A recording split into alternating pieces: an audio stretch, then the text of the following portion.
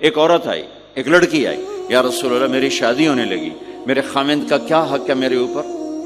دونوں طرف کی میرے نبی نے زندگی سکھائی۔ میرے نبی نے فرمایا تیرے خامند کے جسم پہ پھوڑے نکل آئیں، پھوڑوں میں گندا پانی جمع ہو جائے، پیپ جمع ہو جائے، اور تو زبان سے چاٹ چاٹ کے اس کے زخموں کو دھوئے، تو بھی تو نے اپنے خامند کا حق ادا نہیں کیا ہے۔ دوسرا، لائف کو بیلنس کیا میرے نبی نے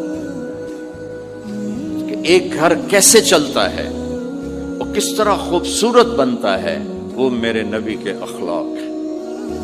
آپ سب سے ایک بات کرتا ہوں، برداشت کرنا سیکھ لیں، زندگی خوبصورت ہو جائے۔ صرف سارے اخلاق کو میں جمع کروں ایک لفظ میں، برداشت، اور اس کو شریعت میں صبر۔ صبر کرنا سیکھ لیں، زندگی خوبصورت ہو جائے گی۔ بچیاں ساس کی شکایت کر رہی ہوتی ہیں، کبھی خامند کی شکایت کر رہی ہوتی ہیں، کبھی اولاد ماں باپ کی شکایت کر رہی ہوتی ہے، کبھی اولاد ماں باپ کی شکایت کر رہے ہوتے ہیں۔ شکایتوں سے ایک جہان بھرا پڑا ہے۔ آپ شکایتوں کو دفن کر کے ہونٹ سی لیں، صبر، آہ نہ کر لبوں کو سی، عشق ہے دل لگی نہیں، سینے پہ تیر کھائے جا، آگے قدم بڑھائے جا، یعنی زبان حال سے کہہ دے کہ ہاں ستائے جا۔ جو ستاتا ہے چپ ہو جاؤ، جو ستاتا ہے چپ ہو جاؤ۔ اللہ کی قسم آپ ایسی طاقت بنو گے کہ پہاڑ بھی راستہ دیں گے۔ سب سے مشکل رشتہ خامند اور بیوی ہے۔ سینکڑوں آیات اس کے لیے اللہ نے اتاری، ماں باپ کے لیے چند آیات، اولاد کے لیے چند آیات، بہن بھائیوں کے لیے چند آیات ہے، خامند اور بیوی کے لیے قرآن پڑھا پڑا ہے، پوری سورت اتاری ہے اور سینکڑوں آیات اتاری۔ چونکہ ایک اس رشتے کی اہمیت، ایک اس کی نزاکت اور کمزوری کہ کوئی رشتہ ٹوٹتا نہیں سوائے خامد اور بیوی کے۔ میں ماں کا بیٹا ہوں، باپ کا بیٹا ہوں، اچھا ہوں یا برا ہوں انہی کا۔ میرا نسب میری نافرمانی سے بدل نہیں سکتا۔ میں اللہ بخش کا بیٹا ہوں، میرا یہ نسب بدل نہیں سکتا، اچھا ہوں یا برا ہوں۔ اللہ ان کی قبر روشن کرے۔ خامد اور بیوی کا رشتہ ایک بول پہ ٹوٹ جاتا ہے، ایک بول پہ ٹوٹ جاتا ہے۔ اس لیے اس کو بچانے کے لیے آیات آیات آیات، اور میرے نبی کی شادیاں کہ کس طرح ایک گھر کو لے کے چلتے ہیں، کس طرح ہر مزاج کی عورت کے ساتھ سلوک کرتے ہیں۔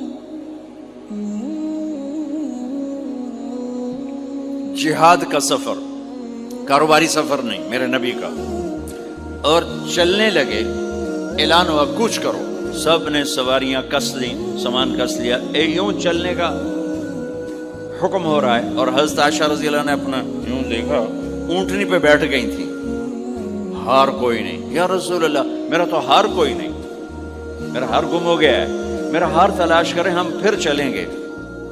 تو میرے نبی کہتے تو وڈی آئی نواب زادی، میں جہاد تے بہ جانا، تینوں ہار دی پائے گی، چل اگو لگ۔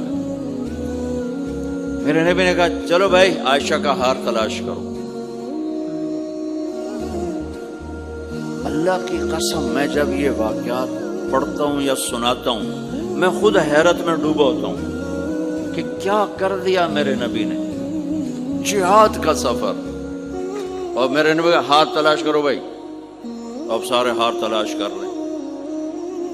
کچھ دن چھپ گیا اور ہار کی تلاش تو بند ہو گئی اور سفر بھی بند، چونکہ اندھیرے میں کہاں جائیں گے۔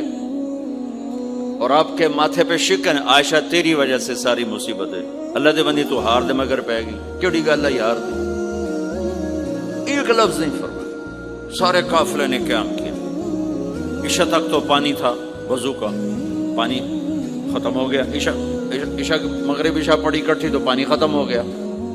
اب پانی ختم ہو گیا تو فجر کی نماز آ رہی ہے، پانی کوئی نہیں ہے، تو سارے صحابہ نے ابو بکر پہ چڑھائی کی، اے ویکھے تیری دھی دے مگر ساڑے نال کی بنی، ہن اسی نماز کی میں پڑھنی ہے، پانی تو ہے نہیں، تے وضو کی میں کرنا ہے۔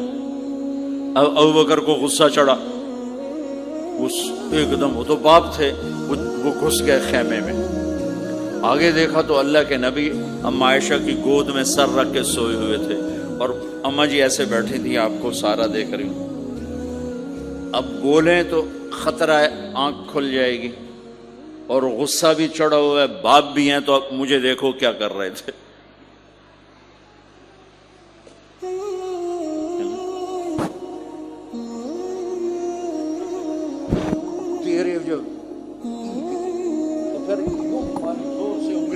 بیٹی کے نا یہاں پہلے یوں کرتے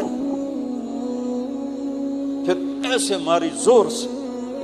وہ کہنے لگی میں ایسے سخت ہو گئی تاکہ میں ایسے نہ ہوں کہ اگر میں تھوڑا حرکت کی تو اللہ کے نبی کی آنکھ کھل جائے گی. تو ماری گا ٹھا ٹھا ٹھا, وہ منہ سے کہہ رہے اور وہ ایسا کر کے بیٹھی چمک غصے میں باہر چلے گا.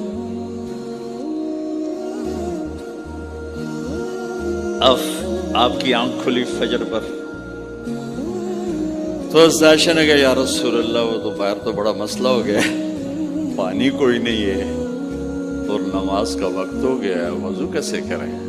سبحان اللہ, اللہ نے قانون بدل دیا. دنیا میں پہلی دفعہ ہونے لگا ہے 1,24,000 نبی آئے, پانی نہ علی وضو ہو سکتا ہے, اس کے علاوہ نہیں ہو سکتا. میرے اللہ نے قرآن اتارا فَإِن لَّمْ تَجِدُوا مَاءً فَتَيَمَّمُوا صَعِيدًا طَيِّبًا فَامْسَحُوا بِوُجُوهِكُمْ وَأَيْدِيكُمْ مِنْهُ. اچھا میرے بندو پانی مک گیا ہے, چلو مٹی چاہتے منہ تے مارو تے دوئی چاہتے ہتھاں تے مارو تے تمہارا وضو ہو گیا, چلو تیمم کرو اور نماز پڑھو.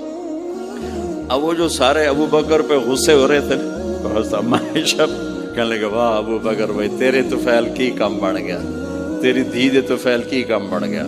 تو اسید بن حزیر پہلے ذرا زیادہ گرم ہوئے تھے. تو وہی ابو بکر تیرے گھر کی یہ پہلی برکت نہیں ہے, پہلے بھی بہت شمار برکتیں تیرے گھر کی طفیل امت کو ملی ہیں. تو اللہ نے تیمم کی آیت اتار دی.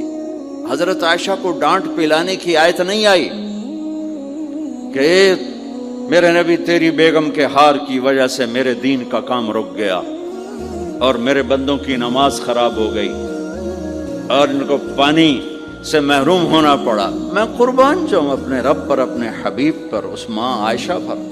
دنیا کی واحد عورت ہے جس کے سینے پر سر رکھ کر کسی نبی نے جان دی ہو.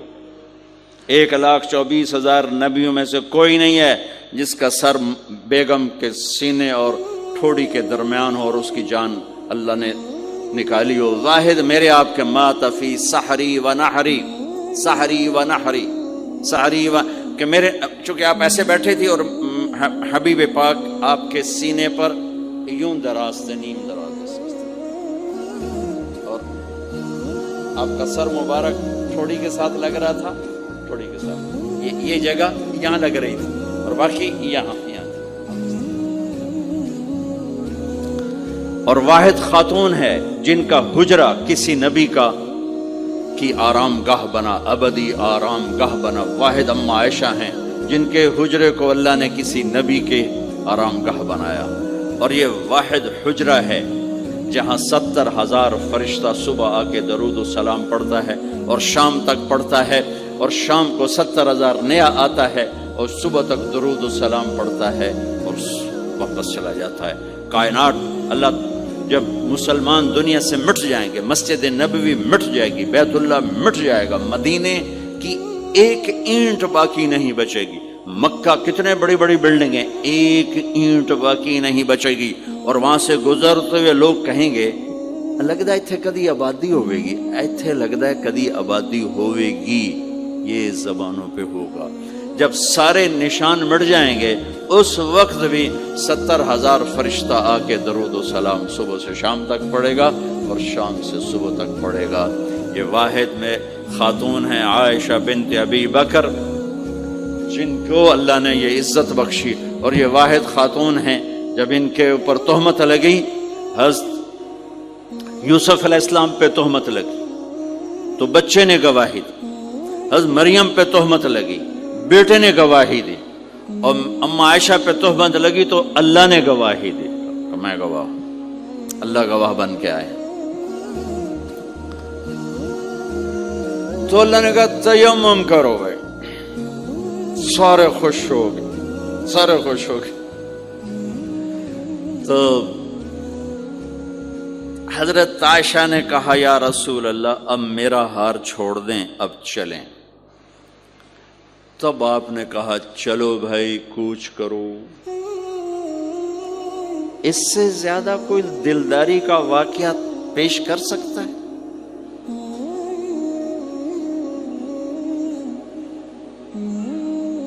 سبحان اللہ. اور جب اونٹنی کو اٹھایا گیا وہ ہار کا دھاگا ٹوٹا اور پھسل کے اونٹنی کے نیچے چلا گیا. وہ سارے کھبے سجے ویندے رہ گئے, ہار نیچے پڑا تھا. جب اونٹنی کو اٹھایا تو ہار نیچے سے نکلا. صاحب نے کہا لے بھی عائشہ ہے تیرا ہار بھی لب گیا. یہ دلداری ہے میرے نبی کی, یہ ہمیں سکھا. کہیں عورتوں کی بدتمیزی بھی انتہا کو پہنچی ہوتی ہے, وہ اپنے گھر اجاڑ دیتی ہیں اپنی زبان کی شدت کی وجہ سے, اپنی بد اخلاقی کی وجہ سے. لیکن جو کوئی زیادہ معاملہ مردوں کی طرف سے خراب ہوتا ہے تو شریعت نے بھی اس کو زیادہ بیان کیا اور میرے نبی نے بھی اس کو اجاگر کیا. اور میرے نبی کی آخری تقریر, آخری خطبہ حجۃ الوداع کا صرف ایک رشتے کو بیان کیا, صرف ایک رشتے کو بیان. ہم کتنے رشتوں میں جکڑے ہوئے ہیں, ماں باپ, بہن بھائی, چاچا تایا, خالہ خالو, دادا دادی, نانا نانی, ساس بہو, کتنے ہم رشتوں میں جکڑے ہوئے ہیں. میرے نبی نے صرف ایک رشتے کا حق بیان کیا, استوصوا بالنساء خیرا, میں تمہیں تمہاری بیویوں کے بارے میں وصیت کر رہا ہوں, ان کے ساتھ اچھا سلوک کرنا. صرف ایک رشتے کو بیان.